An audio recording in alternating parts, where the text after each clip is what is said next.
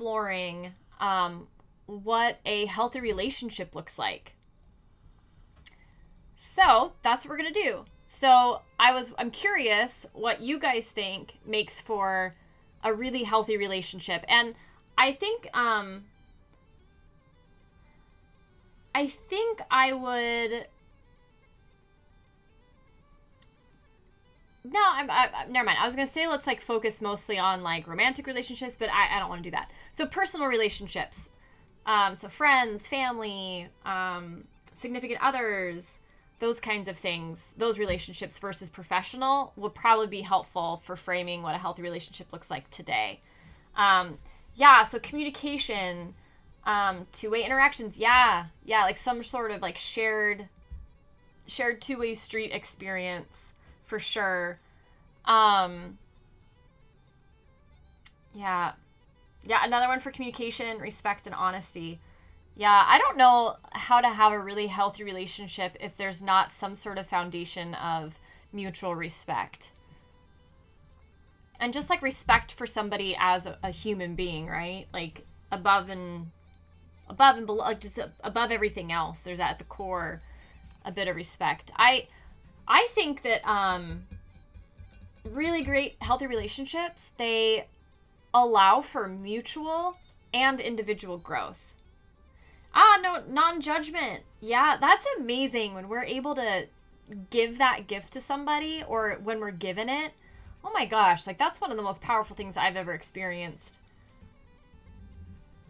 And like such a wonderful thing to do for somebody else. Because we're all judging ourselves like harshly when we feel like we failed and we're coming forward about something already. So to then meet with non-judgment, oh my god, that's the best. Yeah, so like mutual and individual growth. I think again, like I'm a huge authenticity person, so someone who provides like a space for you to be who you really are, and that has to do with that non-judgment piece for sure. I also think that, so like the last Badass Book Club, we talked about the difference between a growth mindset and a fixed mindset. And this, it applies a lot to relationships. And so like, for example, if I had a fixed mindset about my husband, it would look something like there are a lot of ways that could happen, but a couple ways it could happen would be like, if we were meant to be, we wouldn't have to work at our relationship because the relationship would just be perfect. It would be fixed. So if I had that opinion, that belief, I would not be in the relationship I'm in because I have a growth mindset. Relationships take work and they get better over time when you apply work to them. Another way that kind of comes in is when people think like, well, if they're my soulmate, they'll just get me. I won't have to explain anything. Like, there'll be no problems. So yeah, fixed mindset I don't think is really conducive to a healthy relationship, but having like an open-minded growth, a sense that the relationship will get better and it needs work, goes a huge, huge way. Yeah, right, no space. That wouldn't work. That wouldn't work for, I think, almost anybody long term. Yeah, no. I think too, like, I don't know, I'm curious what you guys think about this, like, about, there's some sort of shared values in really good relationships. So for example, everything is lollipops and rainbows. Yeah, no. No. That's not possible. Not possible. Love it. Yeah, so like I'm thinking of like with my really close friends, like we all share a value around trust, right? Like we all, like trust is a requirement in order to kind of play ball. And I think that when, like obviously when your values aren't in alignment with the other person's values, that can cause a lot of conflict. Again, which is why, like, knowing our values is an awesome thing, because we get to show up. We get to show up to relationships with that knowledge and be, like, really clear. And this is, like, super great in romantic relationships, because you can be really clear with what you really care about in a relationship and what's important to you. And see if you guys match. And if you don't, can you match? Can you not? Yeah, and, like, there's also, like, is it would I call it values, or would it be more like yeah, I think this falls under values, like thinking, like, if take like a really traditional minded, like, husband, like, I work, the wife stays home with the kids, right? If the wife doesn't share that traditional value, gonna be a lot of conflict, or vice versa, right? She expects the man to work all the time and blah, blah, blah, whatever. Like, when values are out of alignment in relationships, it tends to be very difficult. And not to say that it can't also be a healthy relationship, but it would take even more work. And sometimes people aren't willing to compromise values or to change their values. So that's kind of what comes to my mind. Oh, yeah. Yeah, okay. So, Saria, one, you feel like the relationship you're talking about is that they don't have values and you're not feeling connected to them. Yeah. I wondered, like, I'm not trying to give you advice at all. I'm just, like, wondering what it would be like to show up and have a values conversation with this person, you know? Yeah. Yeah, compromise. So, Mrs. Scott, what do you mean by compromise? Wow, that's a long-term relationship, Lasaria. I mean, with 6 years, you might be able to have, like, a conversation around this. You know, there might be enough trust there. Yeah, isn't that the thing about relationships? Like, so this is so crazy. I've been with my husband for 19 years. Like, we're high school sweethearts, and it's just been a long, long, wonderful time. But a lot of bumps, too. And I think, like, one of the things that always... I guess one of the things I've learned, or that I've started to see the relationship is, like, you're going along and, like, you're in sync, and then something happens, like a bump. And then a lot of, like, risk, like, that's, like, when it feels really, really dangerous, right? So, like, the kind of ground's out from underneath me. I don't know if we're going to survive I don't know if the relationship's going to survive the bump. And, like, I feel like I've always had to get super uncomfortable at that point and, like, have challenging conversations. And, like, sometimes in my relationship, it's worked out that we're able to, like, go on together and, like, we're stronger for it afterwards.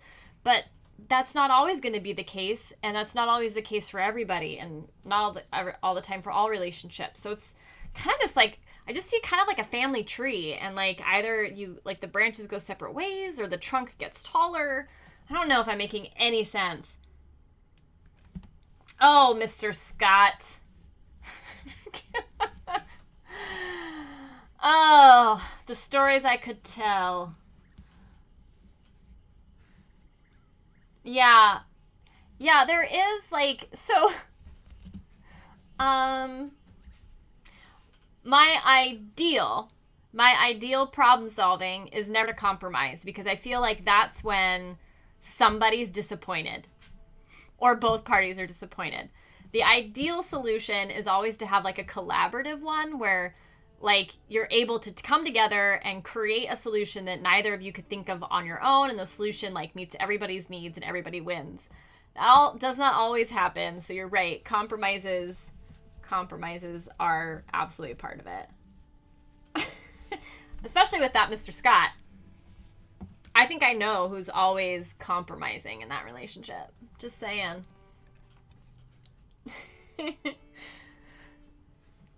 So, as I tend to do, if you guys, I'm gonna take you through an exercise over your key personal relationships. So if you want to go along with it, you can get a piece of paper.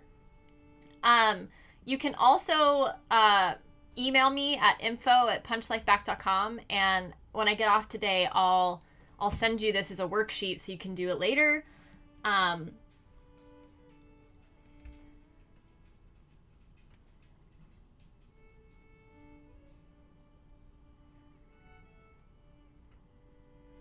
Yeah. Well, sorry, you will, like, I'm definitely getting the sense that, like, you're gonna figure this out. Like, you'll figure out a way to have whatever conversation it is that you really want to have. For sure.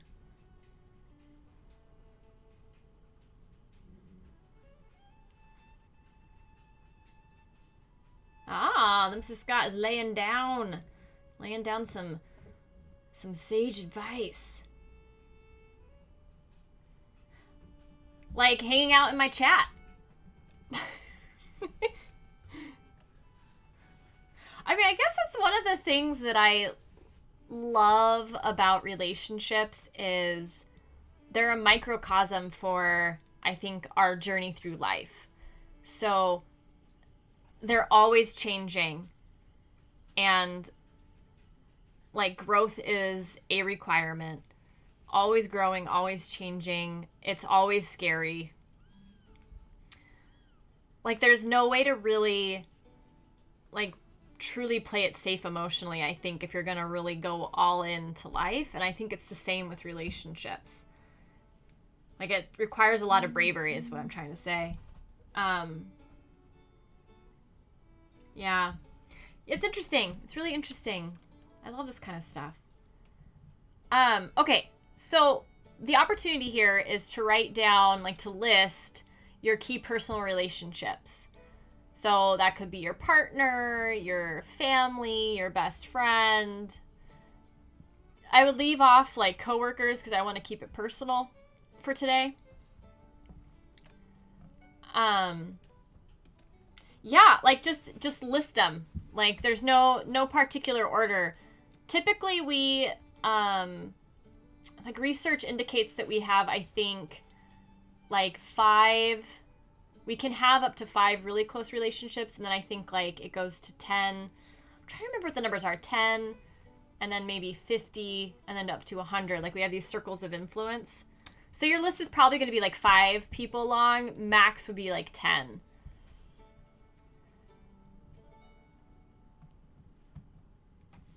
And then, and you can even just do like 2 for right now to make it easier.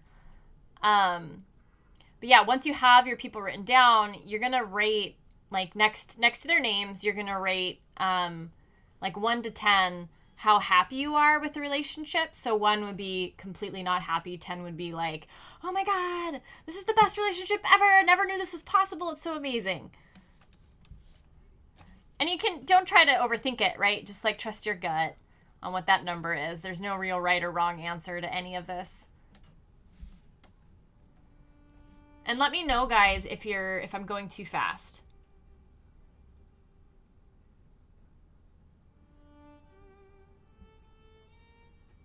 Well, pets can be a really important relationship. I have 2 dogs that are literally my children. So don't downplay your pets.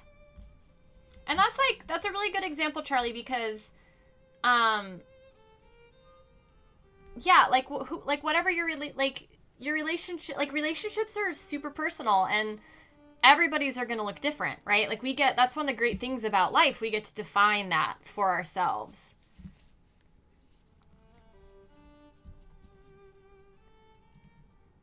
All right, so once you've got the 1 through 10 marked down, you want to go again and write whether or not the relationship you feel lifts you up or pulls you down. So you can do like a little up arrow or a little down arrow.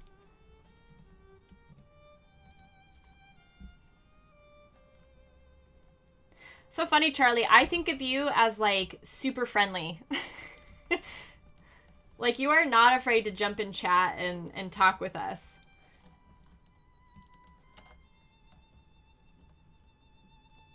If it's even? I don't know, you can maybe leave it blank or do an up arrow and a down arrow. Or maybe just a line. However you want to represent that.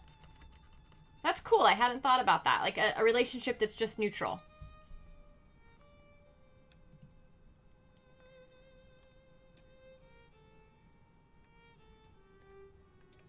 Oh, true.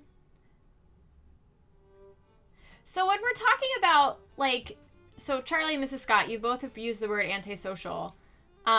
Do either of you have any judgment around it?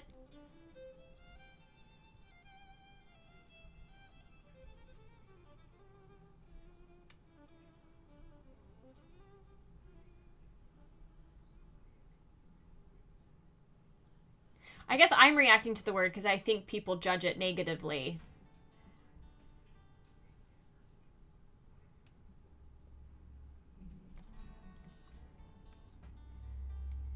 It just reminds me of our stream on introversion and extroversion. So yeah, so once you've done that, you want to write down whether or not okay, so you want to ask yourself what you would like to nurture or grow in the relationship.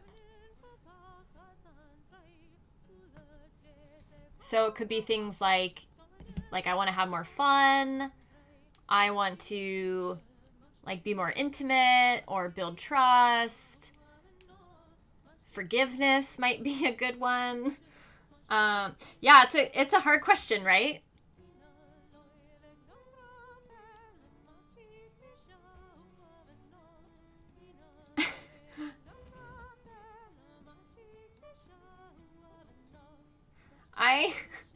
Charlie, you sound so normal to me. Not a weirdo at all. So I met Mrs. Scott when I was 10 years old, and we both moved from a really big state to a very small town. And I showed up with a boy haircut. I was really unusual for the time. I had these shiny maroon boots that like I just loved more than anything. I had like chino, like Docker pants. I had a fanny pack because my mom made me carry my asthma inhaler in it. And I would always wear like nature shirts, like dolphins or whatever. And that was just who I was. Mrs. Scott thought I was a boy for quite a long time, but that's okay. So yeah, so what would you like to nurture or grow in the relationship? And if you don't know, you can totally leave it blank and come back to it later. The next question is a sister question. See? I remember because I was super scared and I realized I looked like nobody else. And that was really weird. Really weird for me. So the sister question is, what would you like to change in the relationship?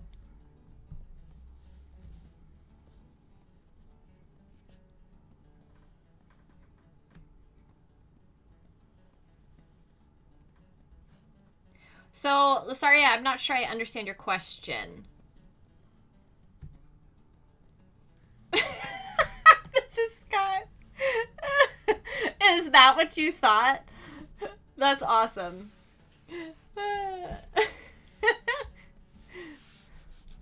So good.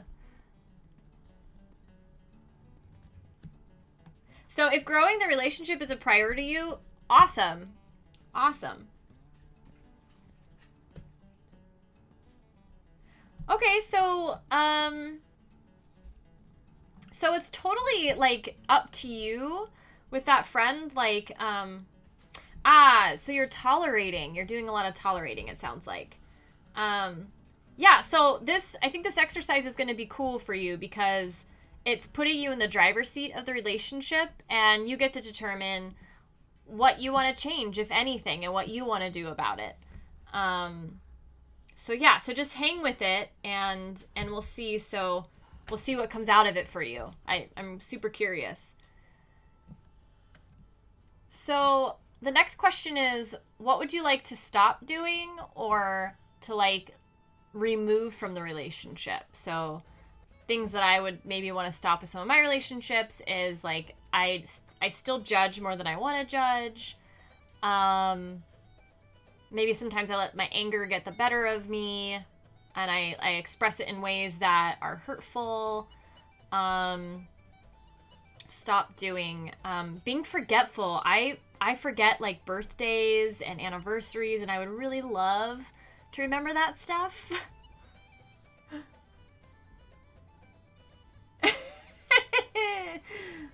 Oh, Charlie. Mwah. Yeah.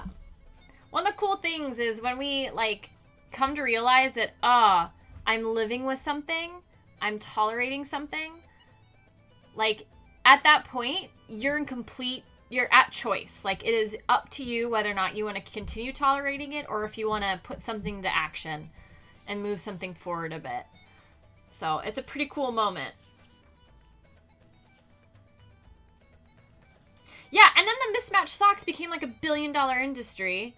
Never saw that like common thing taking over and making someone uber rich. Little mismatches, I think is what it's called now. Yeah. So then the next and final question on this little table, and then we're going to go back and like kind of get deeper into it, is what's one step you can take in the next week to start to make those adjustments? And like you want to keep it, like trust your gut and like don't listen to me if you don't want to. But I recommend making it as easy as possible. So you don't want to think like, okay, I want to stop being resentful. So, and I want to nurture forgiveness. Okay, your first step isn't like completely forgive them, right? Like that's probably too much of an ask, but it could be, I'm going to journal what I think their side of the story is. So you're going to do some sort of exercise about putting yourself into their shoes. Something like that, right? That's not totally doable. Nothing's really going to get in your way. You can just, it's the first thing you would have to do to start the process of nurturing it or letting something go. I hope that makes sense. By the way, I've been watching Outlander, which is why we're listening to Celtic music. I hope you can hear it a little bit.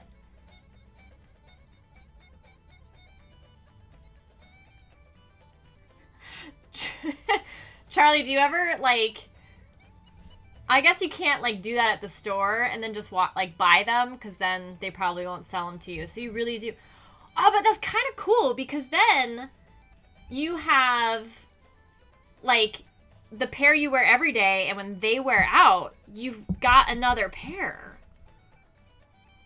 Like, that's kind of awesome. Because shoes I really love, I've always thought of buying 2 pairs of, so they last forever. But I've never done it. But you kind of naturally do that. Huh. All right, so we're going to take like a little step away from the table that we just created. And I wanted to ask you guys, if looking at that list of your key relationships, what, if any, of relationships do you think are missing that you would like to have in your life but you don't currently have? So, thinking about Charlie's love of animals, like I want a relationship with a turtle. I want a relationship with a pig and a donkey. Like those are really high priority for me. Seriously, that would make me so happy. I have a dream of having like a giant tortoise, like the kind from the Galapagos Islands giant, that could just live in my sunny yard as my like moving rock garden. And I would be able to love on him, and he would outlive me, and I'd have to bequeath him to somebody. That'd be an amazing relationship that I would be the better for. So I feel like that's missing. Mm-hmm. So yeah, what, if any, key relationships are missing?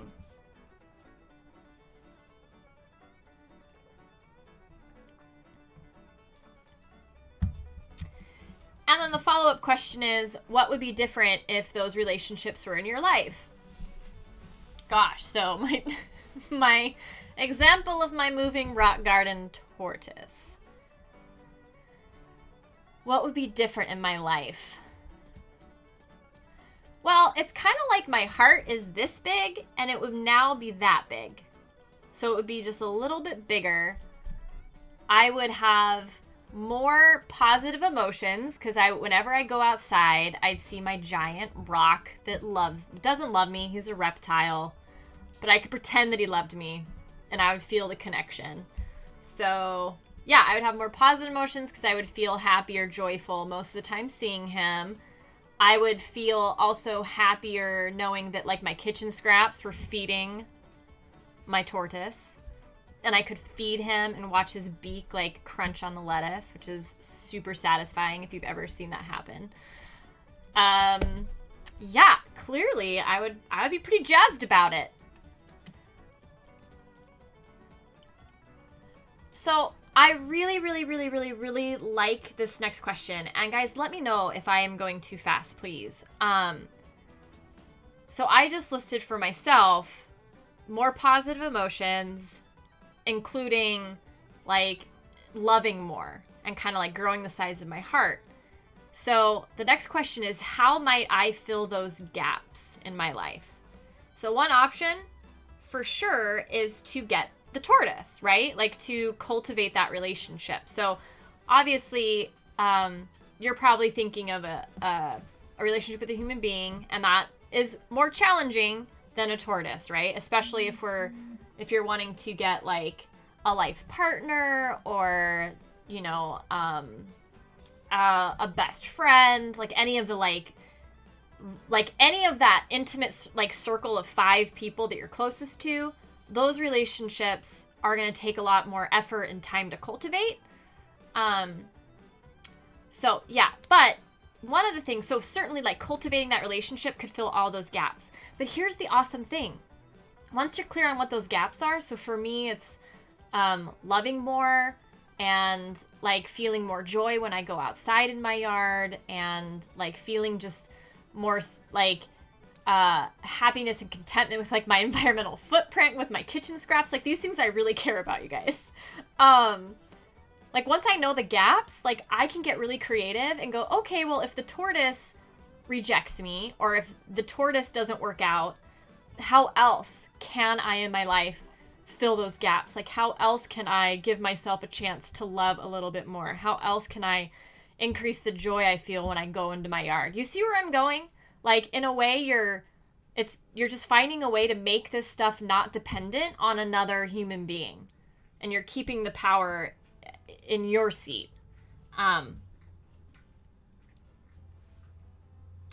Oh, Charlie, I'm reading.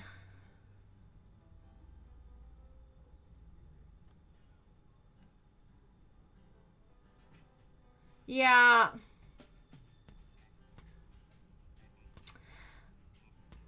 Man, parents are so tough. So tough.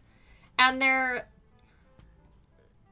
like, I think they're tough because they're naturally put into that like circle of 5 people who, I don't know if it's just a cultural belief or also like a biological instinct, but we feel like often they should be in that circle of 5. And like for you and so many people, it doesn't always work out that way. And that is like, it is really hard. And yeah, I mean, it sounds like you're actually like accepting that as a reality. And kind of something that's cool about that is it brings to mind this idea of filling the gaps. So, like how else might you know, be able to fill that parental relationship gap? Because, people often do, right? Like they find a mentor or another older adult that they can have like that kind of parent relationship with. Yeah.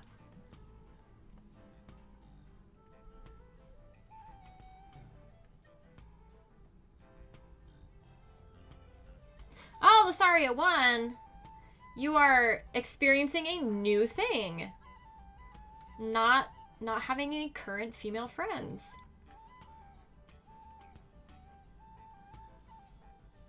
Yeah.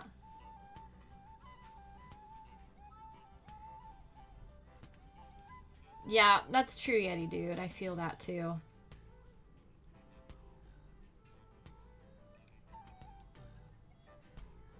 Yeah, it kind of reminds. Yeah. Yeah. I don't even know what I was going to say. Another, like, pithy thought that I think I'm deciding not to say. Hey, Kieran Norris. Hello, welcome, welcome. Welcome, welcome, my friend. But yeah, this idea of what's missing in our relationships or what key relationship is missing, and then having clarity on what you want out of that relationship and like a plan to go get it or to cultivate it, I should say. It's not like a prize you win, but something you grow. And in the meantime, understanding or options about how you can fill those gaps now without even needing the relationship. That's pretty cool. That's pretty cool because it gives you that responsibility back. So, Kern Norris, I think that's how I will. Kern Norris, I'll just say it with confidence, like I know how to say it.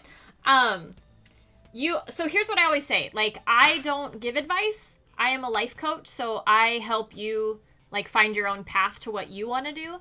But chat does not operate that way. So oftentimes chat will like love to share stories from their own life and all that kind of stuff. So go for it, my friend, and see where it takes you. Yeah, we always benefit from people's stories here, and they're all safe to tell. Like we're a good community.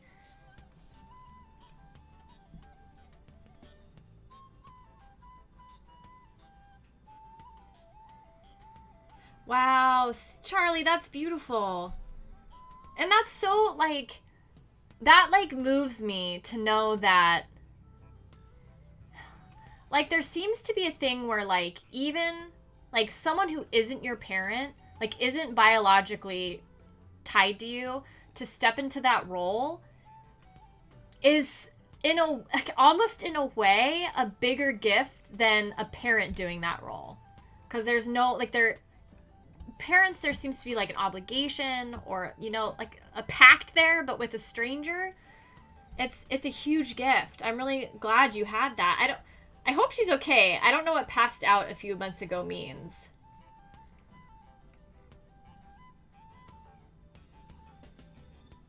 And so many teachers are awesome. Okay. So I wanted, with the exercises now, I want to just take a little segue back to this idea of what we love about other people or what we dislike about other people, our reflections on ourselves, and dig in a little bit. So the next question is, what are the traits you admire most in your relationships?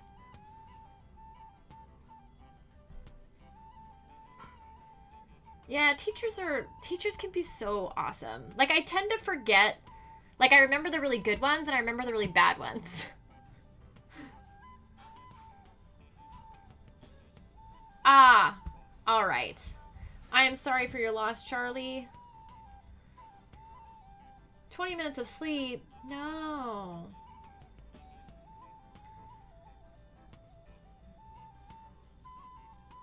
What an amazing gift that mentor had to give you. That's really beautiful. So, let's see. Yeah, what are the traits you admire most in your relationships? And the next question is, how can you do or be more of that in your life? So, if you really, taking an example from earlier in chat, if you really value or admire like critical thinking, how can you think more critically yourself? Right? So the idea is, how can we, once we know what we admire, how can we be more in alignment with those things ourselves? So this is all about taking responsibility, because our relationships stop and end with ourselves, truly. We can't control other people. The only people we can control or change are ourselves. Yay! Woo! Boo at the same time.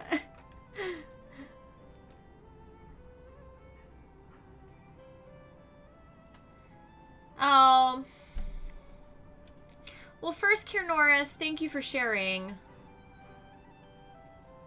So So I don't have advice. Maybe chat does. I probably have questions.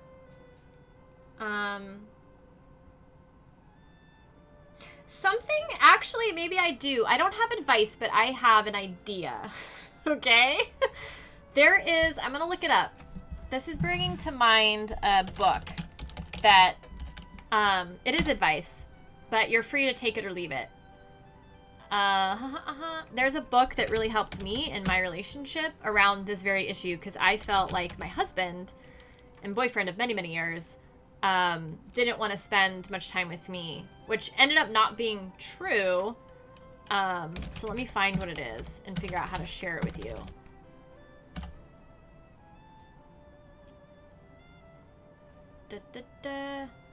Okay. Wow, the book cover looks terrible. Here, I'll type it. Yeah, questions. I love questions. They help us. I wish there probably are YouTube tutorials. Man, I wish all of life could just be like, here's your YouTube tutorial answer. Let me type it in.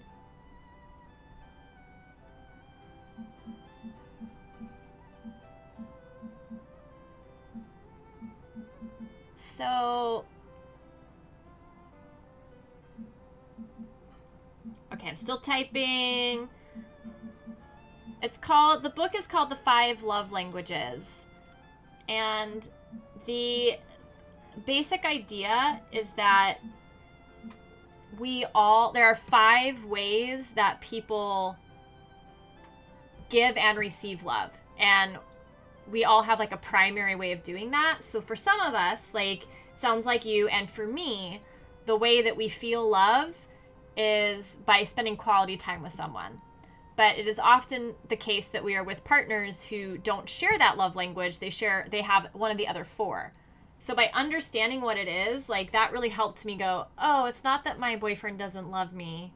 It's that his way of loving is this. It's different. So one other language is giving gifts. I'm trying to remember what all the love languages are. But that might actually be helpful for you. And there's probably like a YouTube review on it. There it is.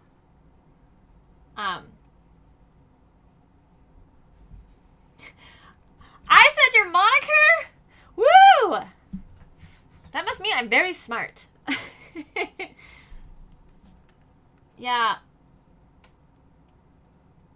Thank you for the gold star. Right there. I don't know why I had to lick it on, but I did. Like it had glue. But that's the thing, like over and over and over and over and over again, I am brought back to the fact that at the end of the day, we have to take responsibility for our own lives.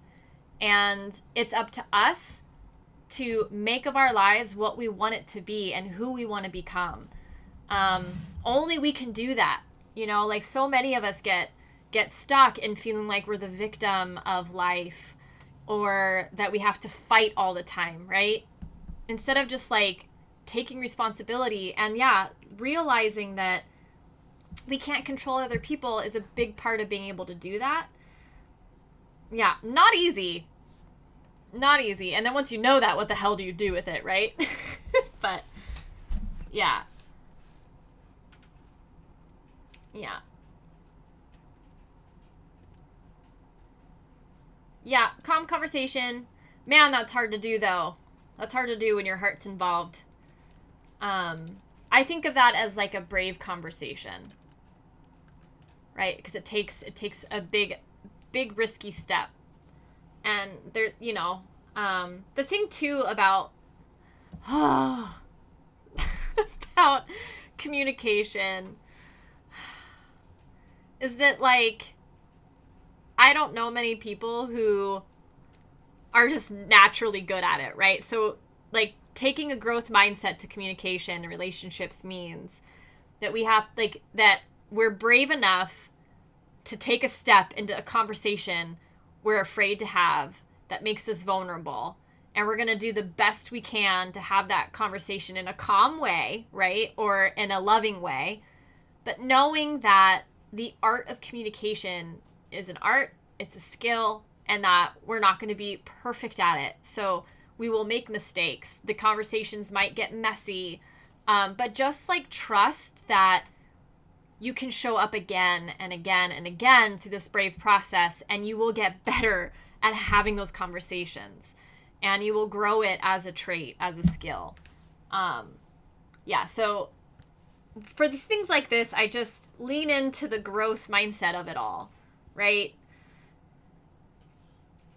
Yeah. Ugh. It's hard because the stakes are high. The stakes are high when we're talking about our relationships, or they feel really high. Okay. So we're going to look now at the traits you dislike the most in your relationships. And if you want, go ahead and write some of those down.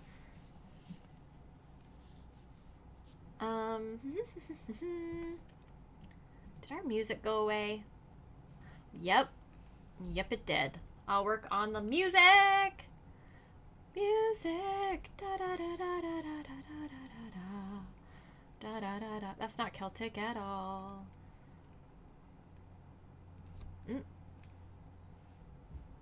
Perfect. Thank you for letting me know.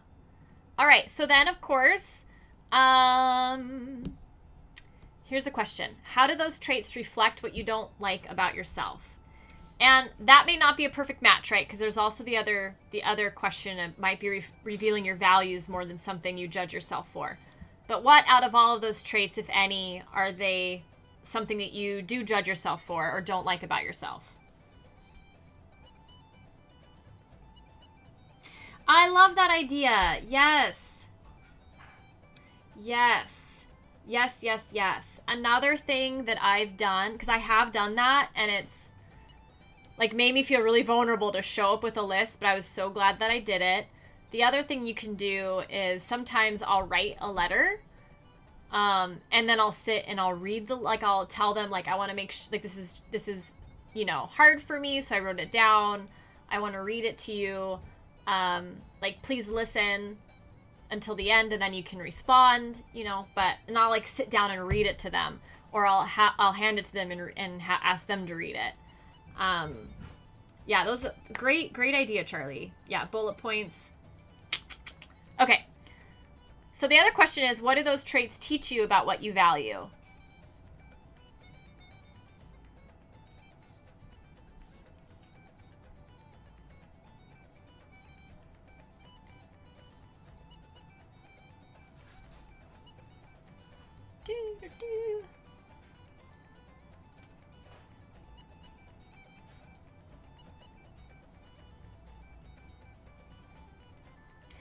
And then the granddaddy of the question here about this idea of what we like and dislike being a mirror to ourselves is, what do you want to do with those insights?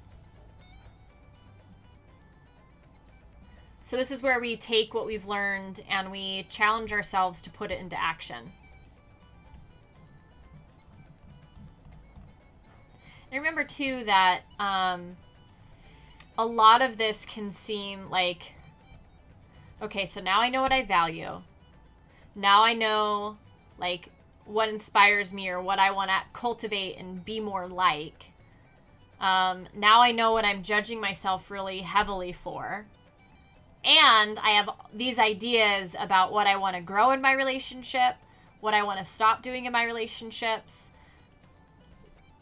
That can feel very overwhelming, and some of those things are going to be lifelong pursuits, right? Wow, I really, really, really, really, really value integrity.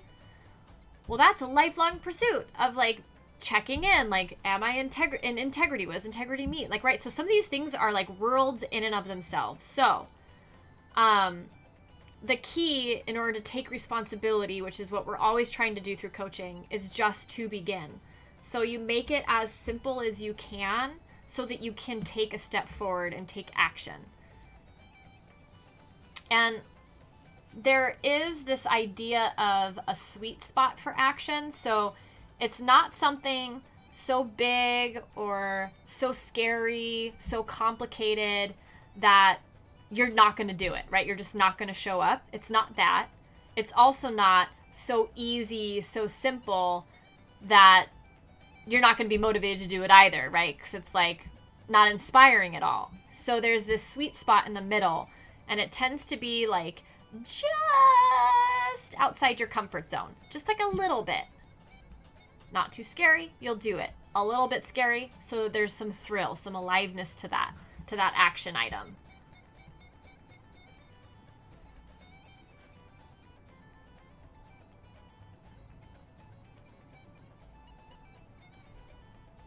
So Charlie, like, that like makes total sense to me, that you would want that attention, right? Like, so in a way, like, makes total sense where that's coming from. I think, I mean, I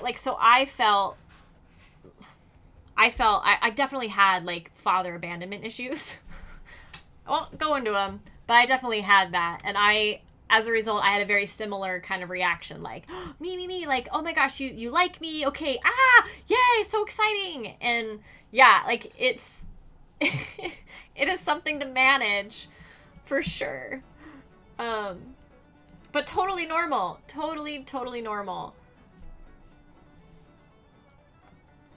And you are pretty cool, so.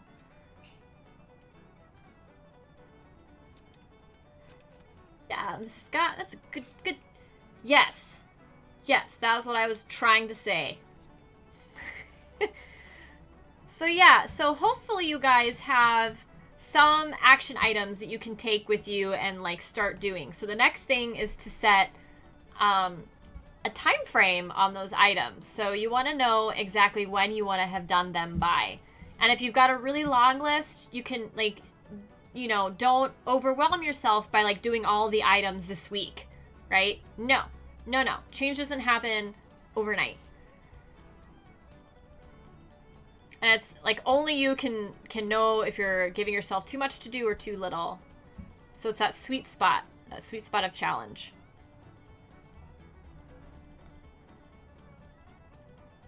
The other thing, I don't know, like, if you guys remember when I did the stream on the celebration power-up. That is an awesome tool for cultivating healthy relationships. And if you want the stream notes from that day, email me at info@punchlifeback.com and I'll get them to you. Just ask me for the celebration notes. Alternatively, you can watch the video. For sure. Like, that's also always an option. But that tool teaches you how to like celebrate with somebody you care about when something good happens for them, and the dividends are huge on building trust and intimacy and good feelings in the relationship. So highly encourage using that as much as humanly possible. So yeah, like that is the bulk of the exercise today on healthy relationships. So if you guys have questions about it, shoot them into chat or whisper me if you know you're not comfortable doing it in chat. I think I can get whispers right now, I think. If not, I will get back to you. So do that, and then while we're wrapping up on healthy relationships, because I'm sticking around for a while yet. What else do I want to say? Oh, I'll put this out there because it's worked really well for my husband and I. But so we have a date-iversary, which is like, and we did that because we dated for like 10 years before we got married. We wanted to keep that. So that's like our real like celebratory anniversary. Our wedding anniversary we use in a really unique way that's worked really, really well. So we have like we created, when we got married, a like Word document of our intentions for what our marriage would look like. So what we valued, what we wanted to cultivate in our relationship, what was like our best definition of a relationship on paper. So then on our wedding anniversary day, we always visit that document and find out where we're not measuring up, and then come up with a plan to get into alignment with the document. And so it's a very like strategic thing to do, and it hasn't always been easy, right? It's a very vulnerable day. Totally amazing and worth it. And Yeah, we both come from divorced families, so it was a really important way for us to like be willing to get married, right? To be like super intentional about what we want our relationship to be like and have a commitment towards cultivating that and working it. So that is just something out there that is pretty cool. Yeah, cool. Thanks, Lasaria. I mean, that's the thing is like if you have a willing person, you could do that for any kind of relationship, right? Um it takes a lot of effort, so we're probably keeping it in our like most intimate 5, just because we're human beings and we're limited on what we can do in a day. But yeah, there's no like it doesn't have to be with a romantic partner. It could be with a best friend. So yeah, I put that out there.